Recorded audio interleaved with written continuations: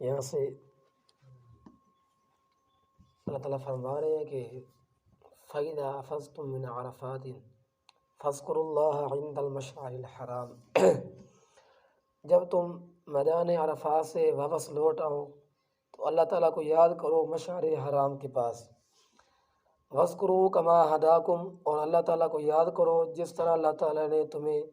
یاد کرنے کا حکم دیا ہے، جیسے یہ راستہ دکھایا۔ وَإِن كُنتُم مِّن قَبْلِهِ لَمِنَ الضَّالِّينَ، اور بے شک اس سے پہلے یعنی اللہ تعالیٰ کی رہنمائی کرنے سے پہلے، اللہ کی ہدایت سے پہلے تم البتہ گمراہ لوگوں میں سے تھے، یعنی گمشدہ لوگوں میں سے تھے جو راستہ بھٹک جاتے ہیں۔ دوستو، میدان عرفات یہ ایک بہت مقدس میدان ہے، تو یہ حدود حرم سے باہر ہے، تو جو حضرات حج کرنے کے لیے جاتے ہیں ان کے لیے زوال آفتاب سے لے کر، یعنی جس وقت سورج تھوڑا سا بالکل سر کے اوپر ہوتا ہے، تو زوال آفتاب سے لے کر غروب آفتاب تک ہر حاجی کے لیے میدان عرفات کے اندر ٹھہرنا بہت زیادہ ضروری ہے، فرض ہے۔ اگر نہ ٹھہرا تو اس کا نہ کفارہ ہوگا نہ اس کا فدیہ ہوگا۔ یہ ایسی چیز ہے، اس کی اتنی اہمیت ہے کہ کچھ فرض ایسے ہوتے ہیں ان کو چھوڑنے سے ان کا کفارہ ادا ہوتا ہے، جو فدیہ ادا ہوتا ہے، لیکن میدان عرفات کے اندر نہ ٹھہرا جائے تو اس کا فدیہ بھی نہیں ہے، اس کا کفارہ بھی نہیں ہے، تو لہذا حج بھی نہیں ہوگا۔ جو میدان عرفات کے اندر نہیں ٹھہرے گا تو اس نے گویا کہ شریعت کے حکم کو پورا نہیں کیا، تو اس کا حج مکمل نہیں ہوگا۔ دوسری بات یہ ہے کہ عرفات، اس لیے اس کو عرفات کہتے ہیں کیونکہ اس کے اندر بندہ جو ہے اللہ کی معرفت سے اور اللہ تعالیٰ کے ذکر اور عبادت سے اللہ تعالیٰ کا قرب حاصل کرتا ہے، اللہ تعالیٰ کے زیادہ قریب ہو جاتا ہے، اس لیے اس کو میدان عرفات کہتے ہیں۔ اور تیسرا یہ ہے کہ اس لیے اس کو عرفات کہتے ہیں کیونکہ اس کے اندر مشرق اور مغرب، یعنی پورے کے جو چارے اطراف ہیں، سارے ہر طرف کے، یعنی مغرب، مشرق، جنوب، شمال، ہر طرف سے لوگ آئے ہوتے ہیں۔ تو جب ہر طرف سے لوگ آئے ہوتے ہیں تو ان کا آپس کے اندر تعارف ہوتا ہے، تو اس تعارف کی وجہ سے اس کو کہتے ہیں میدان عرفات، کیونکہ اس کے اندر سارے لوگ اکٹھے ہوتے ہیں۔ تو اللہ فرماتا ہے کہ جب تم میدان عرفات سے، یعنی عرفہ والے دن، عرفہ کہتے ہیں 9 ذی الحجہ کو، 9 ذی الحجہ کو حجاج کرام جو ہے مغرب کی نماز کے بعد نماز ادا نہیں کریں گے۔ 9 ذی الحجہ کو حجاج کرام مغرب کی نماز کے بعد جو ہے میدان عرفات سے نکلیں گے اور مزدلفہ کے اندر جا کر قیام کریں گے، یعنی مشعر حرام کے پاس۔ مشعر کہتے ہیں کہ کسی نشانی کو، علامت کو، اور حرام کہتے ہیں کہ یعنی کہ یہ چیز بڑی مقدس ہے۔ تو مشعر حرام ایک پہاڑ ہے، تو پہاڑ جو ہے وہ اسلام کی نشانیوں میں سے ہے، اسلام کی جو ہے مشاعر میں سے ہے، اسلام کی نشانیوں میں سے ہے۔ اور حرام سے مراد ہے یہ کہ وہ پہاڑ جو بڑا مقدس پہاڑ ہے، معلوم یہ ہوا کہ وہ پہاڑ جو ہے بڑی مقدس نشانیوں میں سے ہے اسلام کی، یعنی کہ وہ پہاڑ مقدس نشانیوں میں سے ہے، تو اس پہاڑ کے ارد گرد جتنی بھی جگہ ہے وہ ساری کی ساری میدان مزدلفہ کہلاتی ہے۔ تو قرآن پاک کے اندر حکم ہے کہ 9 ذی الحجہ کو نماز مغرب کے بعد ہر حاجی جو ہوگا وہ میدان عرفات سے چلے گا اور مشعر حرام کے پاس آ کر قیام کرے گا، یعنی مزدلفہ کے اندر قیام کرے گا۔ یہ شریعت کا حکم ہے۔ وَاذْكُرُوا كَمَا هَدَاكُمْ، اور اللہ تعالیٰ کو یاد کرو جس طرح اللہ تعالیٰ نے تمہیں یاد کرنے کا حکم دیا، جیسے اللہ تعالیٰ نے تمہیں رہنمائی کی ہے، جیسے راستہ دکھایا ہے۔ اس سے یہ معلوم ہوا کہ اپنا جس وقت ہر بندہ جو ہوگا حاجی میدان مزدلفہ کے اندر ٹھہرے گا تو اس کے لیے جو ہے مغرب کی نماز اور عشاء کی نماز دونوں اکٹھا کرنا ضروری ہے، یعنی اس دن جو ہے 9 ذی الحجہ کو مغرب کی نماز جو ہوگی مؤخر کر دی جائے گی، مغرب کی نماز کو اور عشاء کی نماز کو دونوں کو اکٹھا کرنا ضروری ہوگا۔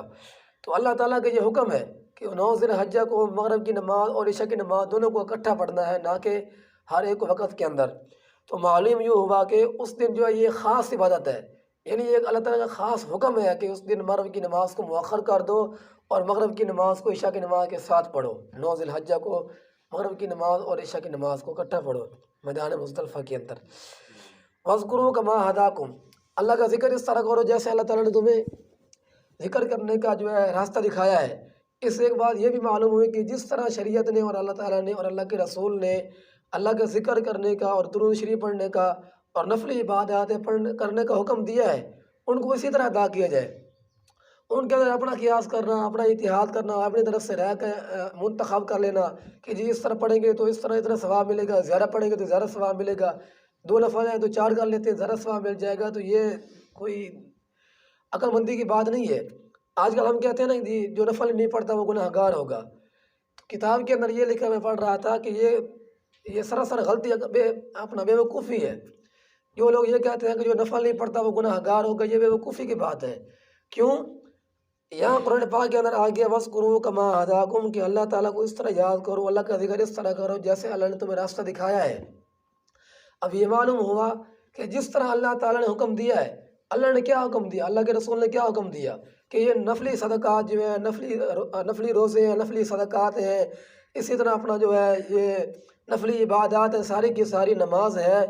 ان کو کر لو تو ثواب ہے،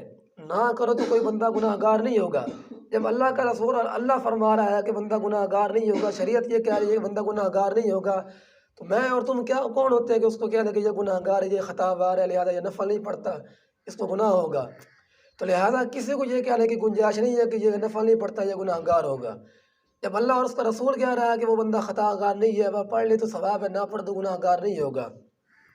اس سے یہ معلوم ہوا کہ فَاذْكُرُوا كَمَا هَدَاكُمْ جس طرح شریعت نے حکم دیا اسی طرح اس عبادت کو ادا کرو،